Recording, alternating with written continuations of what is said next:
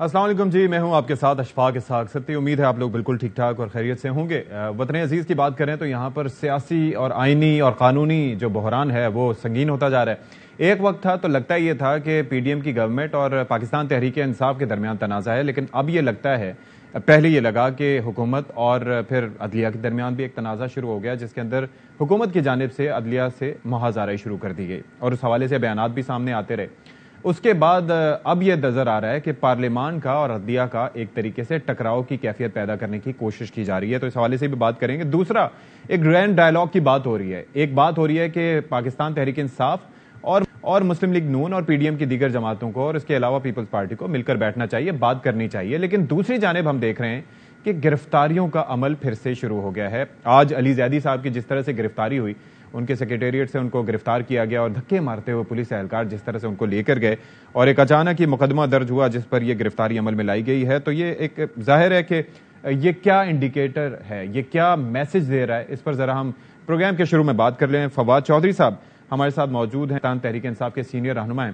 فواد صاحب، یہ جو سلسلہ ہے، ظاہر ہے کہ آپ بھی اس عمل سے گزر چکے ہیں، پھر شہباز گل، پھر اعظم سواتی صاحب، حلیم عادل شیخ، علی امین گنڈا پور، علی زیدی آج گرفتار ہوئے ہیں، اس سے پہلے جب خود سے گرفتاریاں دی تھیں تو جو سلوک کیا گیا تو اس میں اسد عمر اور شاہ محمود قریشی بھی شامل ہیں۔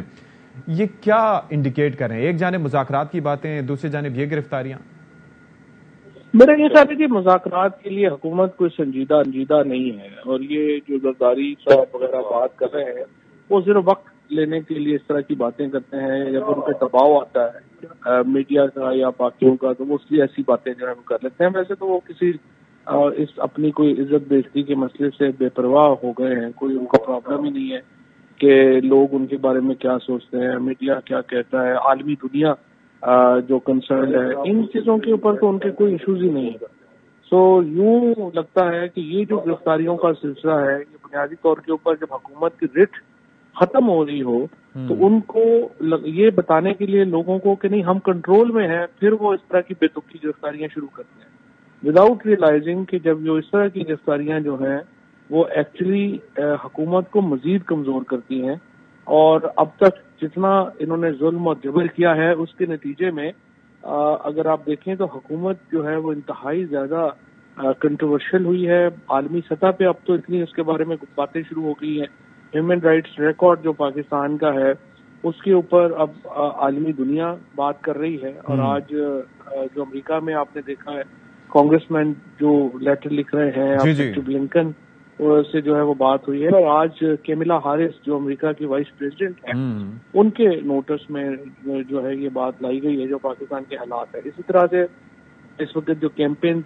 کینیڈا میں چل رہی ہیں، جو برطانیہ میں چل رہی ہیں، جو یورپی یونین میں چل رہی ہیں، لیکن یہ لگتا ہے کہ موجودہ حکومت کو کوئی پرابلم ہی نہیں ہے کہ دنیا ان کے بارے میں کیا کہے۔ پاکستان کے فواد صاحب وہی پرانے ٹیکٹکس ہیں، آپ یہ اندازہ کریں 2013 کا کوئی معاملہ تھا، اس پر گزشتہ روز مقدمہ درج کیا گیا اور اس طرح سے گرفتاری علی زیدی صاحب کی، کوئی آپ کا رابطہ ہوا ہے اس سے متعلق؟ قانونی پہلو کیا ہیں اس معاملے کے؟ ابھی تک تو پتہ ہی نہیں ہے، ابھی تک تو یہی پتہ کر رہے ہیں کہ کس تھانے میں ہے، اور جو ہم نے پتہ کیا ہے ابھی تک اپنے وہاں کے ہمارے جو ایم پی ایز ہیں اور جو ہماری لیڈرشپ ہے وہ ابھی تک پتہ کر رہی ہے۔ ابھی تک تو یہی پتہ نہیں چلا کہ وہ کہاں پہ ہیں اور ان کی گرفتاری ڈالی بھی گئی ہے کہ نہیں ڈالی گئی، اور آپ دیکھ ہی رہے ویڈیو میں علی تو پوچھ رہے ہیں ان سے کہ آپ مجھے وارنٹ دکھائیں یا بتائیں کہ میں کس مقدمے میں میری گرفتاری میں تھی۔ اچھا، اب ذرا یہ بتائیں کہ ایک تو مذاکرات کا اسٹیٹس کیا ہے، کیونکہ یہاں پر تو ہیڈ لائنز ادھر ادھر چل رہی ہیں کہ جی مذاکرات پر آمادہ ہو گئے ہیں، اب اس واقعے کے بعد کیا اسٹیٹس ہے اور لائحہ عمل کیا ہوگا پاکستان تحریک انصاف کا؟ دیکھیے اس طرح کے واقعات کے بعد مذاکرات تو نہیں، اس کے بعد تو ہاتھ ملانا بھی مشکل ہو جائے گا۔ ظاہر ہے آپ کیسے ان حالات میں جو ہے وہ مذاکرات کریں گے جب آپ کی ساری لیڈرشپ کو اس نے بہیمانہ طور کے اوپر تشدد کا نشانہ بنایا جائے، ان کو اغوا کیا جائے، ان کے خلاف جعلی مقدمے بنائے جائیں، ان حالات میں کیسے مذاکرات ہو سکتے؟ اچھا، اب ذرا ایک اور چیز کہ آپ کی موجودگی کا فائدہ اٹھاتے ہوئے کہ اب یہ آج کے دن کے بعد اب محسن نقوی صاحب کی جو پنجاب کی کیئر ٹیکر گورنمنٹ ہے اس کا اسٹیٹس کیا رہ جائے گا؟ دیکھیے کل اس ضمن میں تحریک انصاف کی طرف سے صدر مملکت کو یہ خط لکھ رہا ہوں، جس میں ان سے یہ کہہ رہا ہوں کہ یہ جو محسن نقوی کی حکومت ہے یہ 22 تاریخ کو اور اس کے بعد خیبر پختونخوا کی حکومت جو ہے दोनों अपनी मुद्दत 90 दिन पूरे कर चुके हैं। अब आइन इस जमन में खामोश है कि 90 दिन में इलेक्शन नहीं हो तो केयर टेकर गवर्नमेंट का क्या रोल होगा। ठीक है, लेकिन क्योंकि ये दोनों केयर टेकर गवर्नमेंट अपने बुनियादी काम यानी इलेक्शन कराने में नाकाम हो गई है, लिहाजा सुप्रीम कोर्ट जो है उसमें रेफरेंस भेजा जाए और पूछा जाए कि इस सूरत हाल में इनकी लीगल पोजीशन क्या होगी, क्योंकि इसके बगैर जिस तरह से सुप्रीम कोर्ट ने करार दिया है उनके बगैर ये एक्सटेंड नहीं की जा सकती, सिर्फ सिवाय सुप्रीम कोर्ट ही इस मामले के ऊपर एक खत्मी राय दे सकते हैं। ठीक है, बहुत शुक्रिया आपका फवाद चौधरी साहब। मौजूद थे पाकिस्तान तहरीक इंसाफ के सीनियर रहनुमा और कहते हैं कि अब अली जैदी की गिरफ्तारी और इस तरह के वाकयात के बाद अब तो हाथ मिलाना भी मुश्किल हो गया, मुज़ाकरात तो दूर की बात है। तो अपना पैनल जो हमारे साथ ओवरऑल तमाम तर सूरत हाल पर, हुकूमत के स्टेटस पर, फिर ये इलेक्शंस कैसे होंगे, तरीक़ेकार क्या होगा, आइनी और कानूनी जो बहरान है इस पर बात करने के लिए हमारे साथ मौजूद होंगे अजहर सिद्दीक एडवोकेट्स, माहिर कानून हैं, उनसे हम बात करेंगे। इसके साथ साथ बैरिस्टर जहांगीर जदून हमारे साथ होंगे, एडवोकेट जनरल इस्लामाबाद हैं। बहुत शुक्रिया, आपने भी हमारे लिए वक्त निकाला। और साथ ही अतहर काज़मी साहब हैं, सीनियर तजियाकार। अतहर साहब, सबसे पहले ये जो वाक़या पेश आया है कराची में अली जैदी साहब की गिरफ्तारी का, एक जानिब मुज़ाकरात की बातें और दूसरी जानिब गिरफ्तारियाँ, योर कॉमेंट ऑन इट? देखें, ऑब्वियसली अब तफसीलात सामने आएंगी तो पता चलेगा कि किस वजह से उनको गिरफ्तार किया गया। नहीं, वो बता रहे हैं कि 2013 का कोई मुकदमा, कोई मामला था, उस पर पर्चा काटा गया है गुज़िश्ता रोज और गिरफ्तार आज कर लिया गया। बिल्कुल वो तमाम तर तफसीलात अब सामने आएंगी कि 2013 में वो कब हुआ, क्या वजह बनी कि अभी फिर उनको जरूरी समझा गया कि उनको आज ही गिरफ्तार किया जाए। तो ये सारी चीजें अभी क्लियर होंगी। लेकिन इसमें इशू ये है कि इशफाक साहब के इसका आईनी और कानूनी पहलू पे तो दोनों यहाँ पे बड़े लर्नड दोस्त बैठे हैं, वो इस पर रोशनी डालेंगे। लेकिन इसका जो दूसरा सियासी पहलू है कि पहली तो बात यह है कि अब अली जैदी साहब की गिरफ्तारी हुई है तो कोई ना कोई जय्यद सहाफी अपने किसी व्लॉग में या अपने किसी में या कॉलम में जिक्र कर देगा कि अली जैदी वो बातें बता रहा है जो आप सोच भी नहीं सकते। कोई कहेगा कि वो म्यूजिक कर रहा है, कोई कहेगा कि वो इसकी तरह बोल रहा है। ये हर गिरफ्तारी के बाद एक इस तरह की खबर आती है। पर इसमें अफसोसनाक पहलू ये है कि वो दोस्त जो पहले जिनको हर चीज में इंसानी हकूक नजर आते थे, शख्सी आजादियां नजर आती थी, अब वो पहलू उनको वो नजर नहीं आता। तो हम सबको सोचने की जरूरत है कि एक जमहूरी दौर में जहां पे 13-14 जेन्युइन जमहूरी पार्टियों की हुकूमत है जिनकी अपनी सबकी स्ट्रगल है, क्या उस दौर के अंदर सियासी मुखालफीन के साथ जो हो रहा है ये मुनासिब है? इससे पहले अली अमीन गंडापुर साहब को भी उठाया गया, जिस तरीके से उनके ऊपर मुकदमात हैं, और वो उसके ऊपर भी ये बात आ रही है कि क्योंकि आजाद कश्मीर में चीजें मैनेज करनी थी, अगर अली अमीन गंडापुर वहां पे होते तो शायद कोई उस पे फर्क पड़ता, तो इस वजह से उनकी गिरफ्तारी जरूरी थी। तो अब ये गिरफ्तारी भी सामने आ गई। लेकिन ये सारी सियासी गिरफ्तारियां हैं, टू बी ऑनेस्ट, जो अफसोसनाक है। ठीक है, अब ये तो हमने बात कर ली सियासी मामले पर, आईनी और कानूनी महाज भी कुछ बेहतर खबरें नहीं सुना रहा, तो इस पर जरा राय ले लेते हैं। अजहर सिद्दीक साहब, पहले आप ज़रा मुझे बताइएगा, ज़ाहिर है कि कानून से वाकफियत रखते हैं और ज़ाहिर है कई उमूर पे आप बात भी करते हैं और अहम मामलात हाईलाइट भी करते हैं आप अदालतों में। ये सुप्रीमेसी किसकी है? सुप्रीम कोर्ट ऑफ पाकिस्तान की, जो कि कस्टोडियन ऑफ द कॉन्स्टिट्यूशन है, या फिर पार्लियामेंट की, जो कि मेकर ऑफ द कॉन्स्टिट्यूशन है? बहुत शुक्रिया जी। आईने पाकिस्तान 1973 को जरा समझने की जरूरत है, इसकी सोर्स क्या है। सोर्स अगर आप देखें तो पुरानी आइन अगर किताबें देख लें, और दूसरा कुरान मजीद है, और इसका प्रीएम्बल अगर आप पढ़ लें, प्रीएम्बल सोशल जस्टिस की बात करता है, टॉलरेंस की बात करता है, और इस मुल्क को चलाने की बात करता है थ्रू चूजन रिप्रेजेंटेटिव, मुंतखब नुमाइंदों के जरिए मुंतखब करने की बात करता है। जी जी। तो अल्टीमेट सोर्स क्या हो गया? Sovereignty of the constitution. ठीक है, सुप्रीम जो है नुमाइंदों के वो कॉन्स्टिट्यूशन है। ओके, वो आईने पाकिस्तान 1973 जो है वो सुप्रीम है, और उसी आइन के ताबे जो है, इसको हम सोशल कॉन्ट्रैक्ट भी कहते हैं। और आज मैं आपके सामने एक चीज रखूंगा जो फर्क डालना है आपने यहाँ प्रॉब्लम यहाँ पर ये है कि यहाँ स्टेट और गवर्नमेंट ओवरलैप कर गए। वहां हुकूमत मेरी आती है, मैं सियासी जमातें हुकूमत बनाती हैं और हुकूमत करती हैं, लेकिन स्टेट जो होती है वो स्टेट हुकूमत की भी होती है और आम आदमी की भी। यानी हुकूमत ने नहीं आम आदमी का किरदार, उन्होंने अपनी हुकूमत करनी है। तो सबसे बड़ी जो रिस्पॉन्सिबिलिटी जो कॉन्स्टिट्यूशन ने प्रोटेक्ट की है वो है स्टेट। کہ اسٹیٹ سرکار جو ہے اس نے کیسے چلنا ہے، اور سرکار کے لیے حکومت بھی برابر ہے اور عام آدمی بھی برابر ہے. ہمارے ہاں کیا ہے، ہمارے ہاں گورنمنٹ نے اسٹیٹ کو ٹیک اوور کر لیا ہے، اور یہاں جس طرح گاڈ مافیا جیسے. اظہر صدیق صاحب یہاں پر میں آپ کو روکوں گا، ایک بریک ہمیں لینی ہے، بریک کے بعد حاضر ہوں گے تو سیشن کو کنٹینیو کریں گے.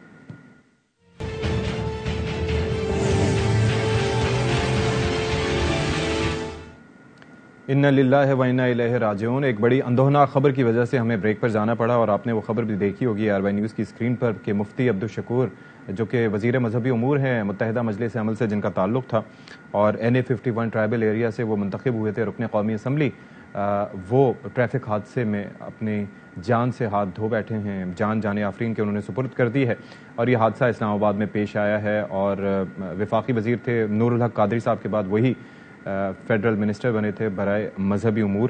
تو ایک بڑا نقصان ہے جی اس طرح سے حادثے کا شکار ہو جانا. تو دوسری جو گاڑی تھی جس سے ان کا حادثہ ہوا تھا، ان میں جو سوار افراد تھے ان کو ابھی حراست میں لے لیا گیا، اور فردر ابھی پولیس اس معاملے سے متعلق انویسٹیگیٹ کرے گی. اچھا، ہم اس سے پہلے پروگرام میں بات کر رہے تھے آئین اور قانون کی اور سپریمیسی کے حوالے سے کہ کس ادارے کو فوقیت حاصل ہے، اور ظاہر ہے کہ عوام کے لیے سارا کچھ بڑا کنفیوزنگ ہے. کبھی پارلیمنٹ کی سپریمیسی کی بات کی جاتی ہے، کبھی آئین کی سپریمیسی کی، کبھی سپریم کورٹ کے حوالے سے کہا جاتا ہے کہ it is the custodian of the constitution. تو بیرسٹر جہانگیر جدون صاحب ایڈوکیٹ جنرل اسلام آباد ہمارے ساتھ موجود ہیں، تو ظاہر ان سے بھی یہ بات کرتے ہیں. سر، یہی مختصر سوال سیدھا سا آپ کے سامنے کہ آپ کے نزدیک ظاہر ہے کہ ایک بڑے مکسڈ میسیجز جاتے ہیں، سپریمیسی کس کی ہے، پارلیمنٹ کی ہے یا پھر سپریم کورٹ آف پاکستان کی؟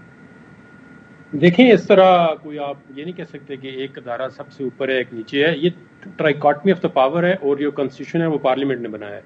Constitution can be amended by the parliament. بالکل ایسے ہی کوئی لا بنانا ہے، کنسٹیٹیوشن بنانا ہے، تو اس میں پارلیمنٹ سپریم ادارہ ہے. سپریم کورٹ ایک کامے کا ایک فل سٹاپ کا کنسٹیٹیوشن میں اضافہ نہیں کر سکتی. ویئر ایز سپریم کو جو پارلیمنٹ ہے وہ کنسٹیٹیوشن کو امینڈ بھی کر سکتی ہے اور اس کا لا بھی بنا سکتی ہے، لیکن انٹرپریٹ سپریم کورٹ ہی کر سکتی ہے، انٹرپریٹ کرتی ہے. انٹرپریٹیشن میں اور اس کے بنانے میں بڑا فرق ہے. انٹرپریٹیشن تو دیکھو سپریم کورٹ نہیں کرنی ہے، آف کورس انہوں نے کرنی ہے، لیکن اس میں جو کانسٹیٹیوشن کو بنانے والا ادارہ ہے وہ پارلیمنٹ ہے. اور پارلیمنٹ جو ہے chosen representative of the people ہے. اس کو basically people of the Pakistan, اللہ تعالیٰ کے بعد جو ہے سپریم جو ہے وہ اللہ تعالیٰ کی جو اپنی مخلوق ہے، انسان ہے، اس کے چوزن ریپرزینٹیٹو کے ذریعے ایک ہمیں موقع دیا ہے حکومت کرنے کا، وہ پارلیمنٹ کے ذریعے. مطلب اختیارات جو ہے مرکوز ہے وہ لوگوں کے ہاتھ میں تھرو پارلیمنٹ. پارلیمنٹ کنسٹیٹیوشن میں آتی ہے، اور اس کے اندر ایک پارلیمنٹ کے اندر یہ پابندی کنسٹیٹیوشن ہی لگاتا ہے کہ کوئی ایسا لا جو فنڈامنٹل رائٹ کے اگینسٹ ہو، یا انجنکشن آف اسلام کے اگینسٹ ہو، یا انڈیپینڈنس آف جوڈیشری کے اگینسٹ ہو، وہ جو سپریم کورٹ ہے وہ لا نہیں بنا سکتی. اگر کوئی ایسا لا اگر بن جاتا ہے تو پارلیمنٹ لا نہیں بنا سکتی ایسا. آف کورس وہ جو بیسک مطلب ہے کنٹور آف دا کانسٹیٹیوشن ہے، یہ بیسک فنڈامنٹل ہے، ان کے اگینسٹ جو ہے وہ کوئی لا پارلیمنٹ نہیں بنا سکتی. وہ کانسٹیٹیوشن اٹ سیلف، یہ پارلیمنٹ نے خود ہی اپنے اوپر پابندی لگائی ہے. تو اسی طرح جس طرح سپریم کورٹ کے اندر پابندی ہے کہ وہ کانسٹیٹیوشن کے اندر کوئی کاما یا فل سٹاپ نہیں ڈال سکتے، اس طرح پارلیمنٹ کے پہ بھی یہ پابندی ہے. ابھی یہ کنفیوژن کیوں ہے کہ سپریم کورٹ کی جانب سے احکامات جاری کر دیے گئے؟ یہ کنفیوژن اس لیے کہ ہر بندہ جو ہے نا وہ کہتا ہے کہ میرے ہاتھ میں میکسیمم پاور ہے. وہ جو ٹرائیکاٹمی آف دا پاور ہے اس پہ اوور لیپنگ کرتے ہیں. وہ کوئی ادارہ دیکھیں نا، سپریم کورٹ کہتی ہے میں بھی ایگزیکٹو کے پاور استعمال کروں. اب پارلیمنٹ، اب سپریم کورٹ جو ہے مثال کے طور پر اس نے کہا جی دے دو، پیسے دے دو. تو اس کانسٹیٹیوشن کے اندر ہی لکھا ہوا ہے کہ کوئی بندے کسی کو کمپیل نہیں کر سکتے اگر بائی لا وہ یہ کام نہیں. اچھا، یہ بات آپ نے ہمارے پچھلے پروگرام میں یہ اشارہ دے کے آپ گئے تھے کہ یہ فیڈرل کنسولیڈیٹڈ فنڈ جو ہیں یہ ایکٹ آف پارلیمنٹ کے ذریعے ہو سکتا ہے، اس کے علاوہ ہو نہیں سکتا ڈائریکٹلی. I remember that. اب یہ آرڈر آپ پڑھ لینا، جو آرڈر انہوں نے لکھا ہے، انہوں نے کہا جی پوسٹ فیکٹو اپروول دے گی پارلیمنٹ. تو پارلیمنٹ کا how the supreme court can direct جی پوسٹ فیکٹو اپروول دے گا، اگر نہیں دیتی تو پھر کیا ہوگا؟ تو یہ نہیں ہے. دیکھیں میری ایک بات سن لیں صرف. اب کانسٹیٹیوشن کے اندر یہ لکھا ہوا ہے کہ inexpensive and speedy justice will be given to the people. کیا سپریم کورٹ یا گورنمنٹ اسپیڈی جسٹس لوگوں کو دے رہی ہے؟ ہم لوگوں کو بالکل نہیں مل رہا. کل کو سپریم کورٹ کہتی ہے اسٹیٹ بینک کو جی 100 ارب روپیہ ہمارے لیے نکالو سپریم کورٹ کے لیے، ہم لوگوں کو بہت سستا انصاف دینا چاہتے ہیں. Can the supreme court do that? Absolutely not, because constitution کے اندر تو لکھا ہوا ہے سستا انصاف کس کو ملتا ہے پاکستان کے اندر، سپریم کورٹ کیوں نہیں پہنچاتی. اچھا اظہر صدیق صاحب، آپ کیا اگری کرتے ہیں اس بات سے کہ جی ایگزیکٹو کے اختیارات جہانگیر جدون صاحب یہ فرما رہے ہیں کہ وہ استعمال کرنے کی کوشش کریں، اور کیا واقعتاً کوئی آپ کو بھی یہ تاثر مل رہا ہے؟ پتہ نہیں کون سی دنیا میں ہم رہتے ہیں, کون سے ایگزیکٹو کے اختیارات. آئین کا آرٹیکل 4 اور 5 پڑھ لیں. Everybody has to act in accordance with law, اور انوالویبل آبلیگیشن ہے ہر ایک کی. اور اسی طرح ریٹ آف, اب دیکھیں نا آئین کے انہی چیزوں کو ایگزیکٹو کے اوپر چیک اینڈ بیلنس کے لیے جوڈیشل ریویو بنا ہے. Article 199 writ of certiorari, writ of mandamus, article 184(3). اب کیا ہے ایگزیکٹو نے کیا اختیار استعمال کرنا ہے؟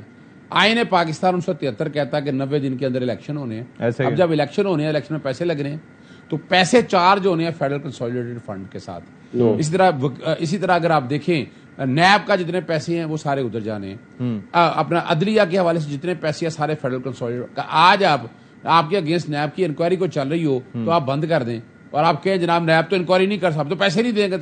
تو یہ تو روکا ہے نا, اور اسی لیے اس کو فیڈرل کنسولیڈیٹڈ فنڈ سے پیسے عدلیہ کے حوالے سے بھی ہیں. یہاں سمپل سی بات ہے, 90 دن کے الیکشن کرانے ہیں, انہوں نے پیسے دینے, پیسے دے کے بیٹھ گئی ایگزیکٹو. اب ایگزیکٹو غیر قانونی کام کر رہی ہے. ایگزیکٹو کون ہوتی ہے اس بات کو روک کے؟ اچھا روک کے کہہ رہے ہیں پارلیمان میں لے جائے. بھائی پارلیمان تو یہ پیسے روک ہی نہیں سکتی ہے, کسی شکل میں نہیں روک سکتی ہے. کہ آئینی آبلیگیشن ہے کہ 90 دن کے اندر الیکشن کرانے ہیں. اچھا وہ اجہر صاحب مجھے ایک بات بتائیں, اگر پارلیمان نہیں روک سکتی ہے, حکومت نے بظاہر یہ ایک امپریشن کیا کہ انہوں نے پارلیمنٹ کے کور کے نیچے چھپنے کی کوشش کی, کہ انہوں نے کہا کہ جی فیڈرل کنسولیڈیٹڈ جو فنڈز ہیں ان پہ بل ہم مسترد کرتے ہیں, ٹھیک ہے. اس کے بعد سپریم کورٹ نے بجائے پارلیمنٹ کو حکم دینے کے انہوں نے direct state bank of Pakistan کو حکم دیا. تو ایسا کیوں ہوا پھر؟ اچھا اس کا بڑا سمپل سی بات ہے. دیکھیں ایک آدمی کام نہیں کر رہا, تو یہی تو ہے نا آرٹیکل 199 184(3) ڈائریکشن دیتی ہے کہ قانون کے مطابق. قانون یہ ہے کہ پارلیمان, اب دیکھیں اب ذرا سمپل سی بات یہاں سمجھانی ضروری ہے. بجٹ کیا بات ہے؟ اینول بجٹ سٹیٹمنٹس آتی ہیں, آرٹیکل 81 سے 77 سے شروع ہو جائیں, آپ آگے چلے جائیں 81 سے آگے سارا چلے جائیں. سال کا بجٹ, پروجیکٹڈ بجٹ دیا جاتا ہے, وہ بجٹ پارلیمنٹ پاس کر دیتی ہے. اب بجٹ نے جو پارلیمنٹ نے بجٹ پاس کر دیا نا, وہ آگے خرچ کرنے ہیں. یہ نہیں کہ ہر دفعہ آپ نے جانا ہے پارلیمنٹ کے پاس کہ جناب ہمیں پیسے دے دیں. دوسری جگہ ایسی ہے کہ ایسے حالات ہو کہ آپ خرچ آ گیا ہے اور آپ نے بجٹ میں نہیں رکھا, تو وہ سپلیمنٹری گرانٹ دیتی ہے. سپلیمنٹری گرانٹ بعد میں اپروو ہوتی ہیں. یہ کبھی آج تک ہم نے نہیں دیکھا, نہ تاریخ میں ایسا ہے کہ سپلیمنٹری گرانٹ پہلے دن ہی آپ ریجیکٹ کر دیں. یہ پتہ نہیں کون سی سائنس کر کے.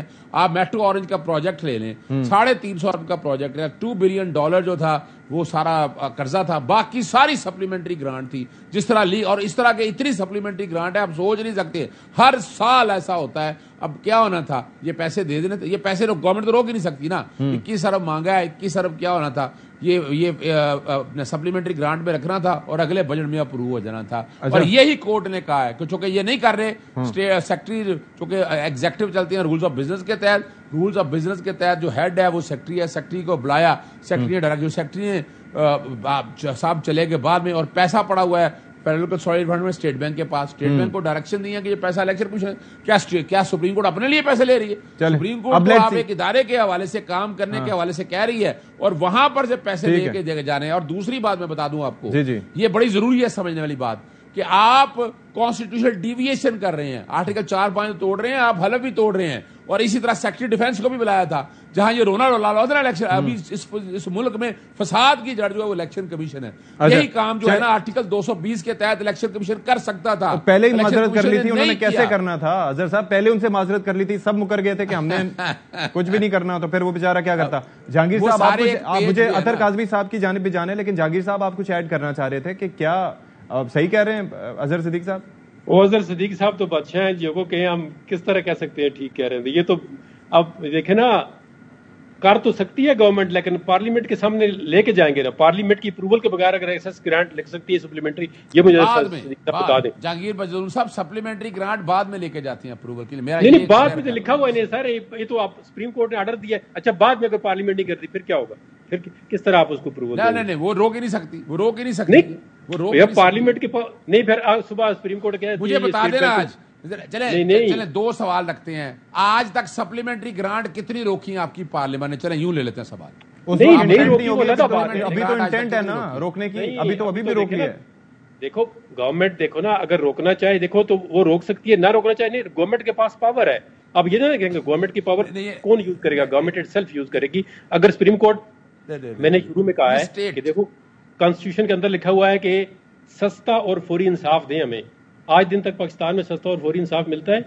چلیں ٹھیک ہے, آئی گاٹ یور پوائنٹ. اب ذرا میں اظہر کاظمی صاحب سے اس پہ نقطہ نظر لے لیتا ہوں, پھر آپ کی جانب واپس آتا ہوں, تھوڑا سا مزید قانونی بحث کریں گے.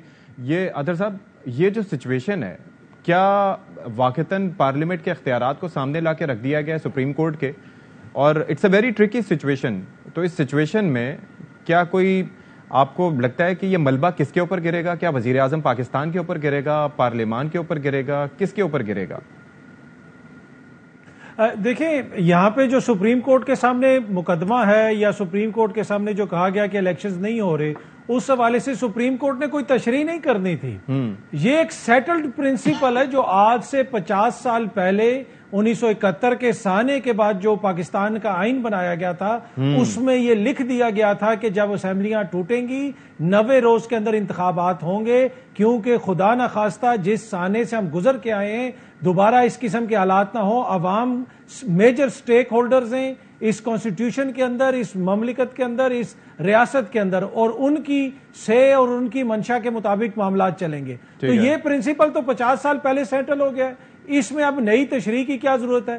باقی جو ہے پارلیمان بالادست ہے, اس میں کوئی شک نہیں ہے, پارلیمان کی امپورٹنس ہے, لیکن پارلیمان بھی اسی آئین اور قانون کے ماتحت ہے. جب تک وہ آئین اور قانون میں کوئی دو تہائی اکثریت سے ترمیم نہیں کر دیتی تو یہ پرنسپل ابھی تک سیٹل ہے. اب جس قسم کی قراردادیں پیش کی جا رہی ہیں کہ جی ہم بینچ کو نہیں مانتے, ہم فیصلے کو نہیں مانتے, اور سب سے بڑی اس میں جو سہولت کاری کر رہی ہے نا, نون لیگ کے اوپر الزام تو لگتے ہیں لیکن اس کے میجر آرکیٹیکٹ جو ہیں وہ پاکستان پیپلز پارٹی. اچھا چلیں اس سائڈ پہ ہم نہیں جاتے, ہم اس وقت تھوڑا سا اس بحث کو تھوڑا سا سمٹا ہوا رکھتے ہیں, پھیلاتے نہیں ہیں.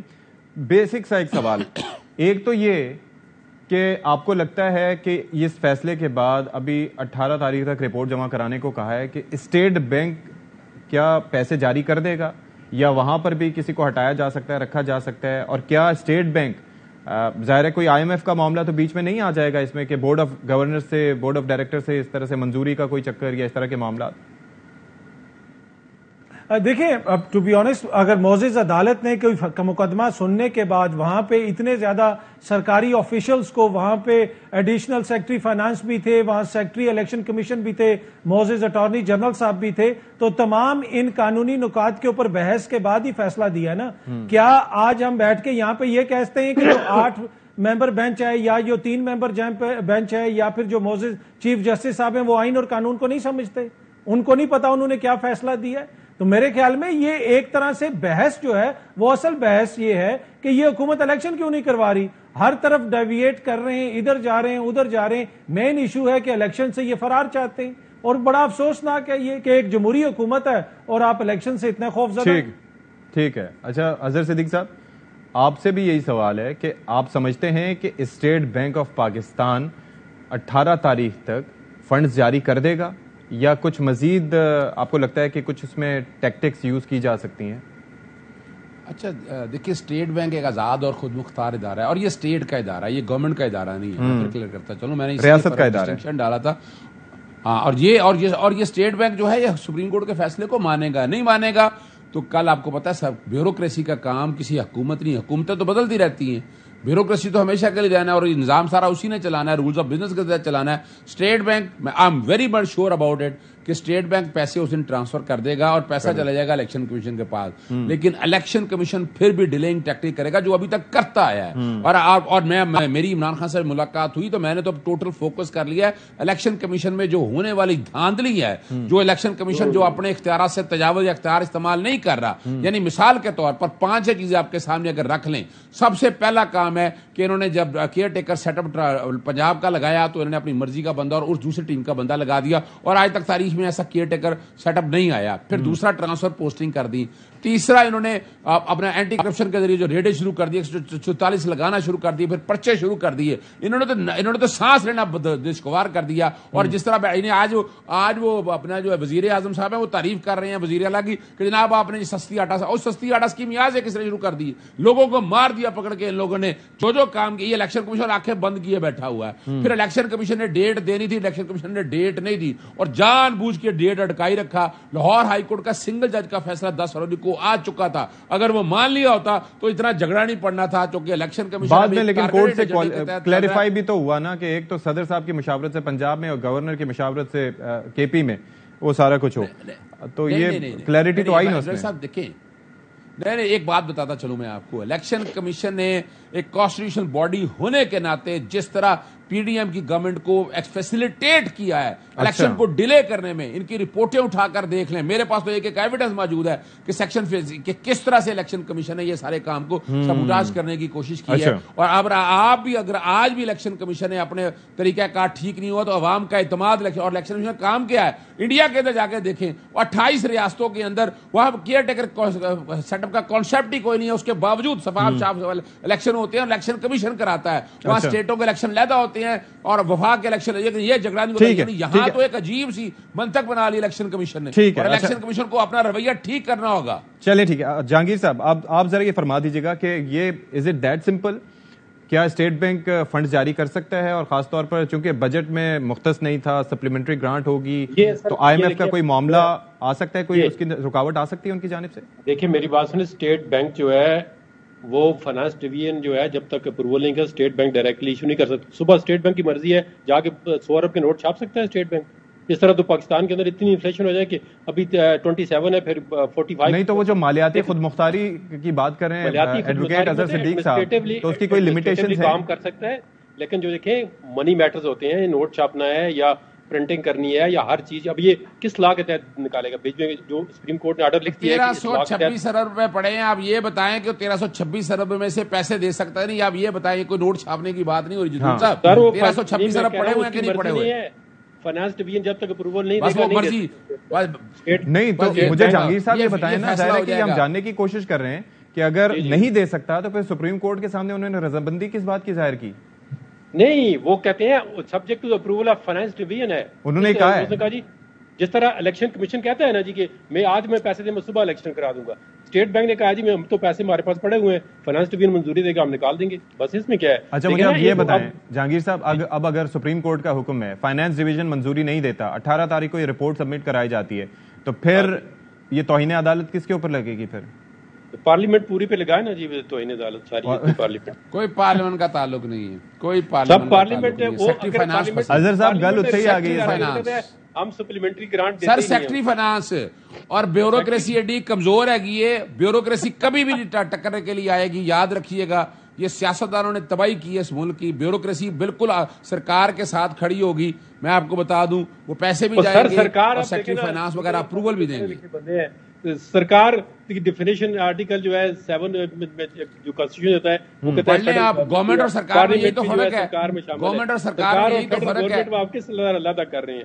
اچھا یہ دیکھیں میں سرکار میں دیکھیں میں اسٹیٹ اور گورنمنٹ میں فرق ڈال رہا ہوں. یہی تو تباہی کی ہے کہ ہم جاگیردار سمجھ سکے ہیں. آپ تو امین ہیں, امانت دار ہیں, آپ کا کام ہے یعنی جو اگر پریمبر پڑھ کے دیکھیں فیڈرل. ٹھیک ہے سر, ایک بریک لے لیتے ہیں, بریک کے بعد ڈسکشن کو مزید آگے.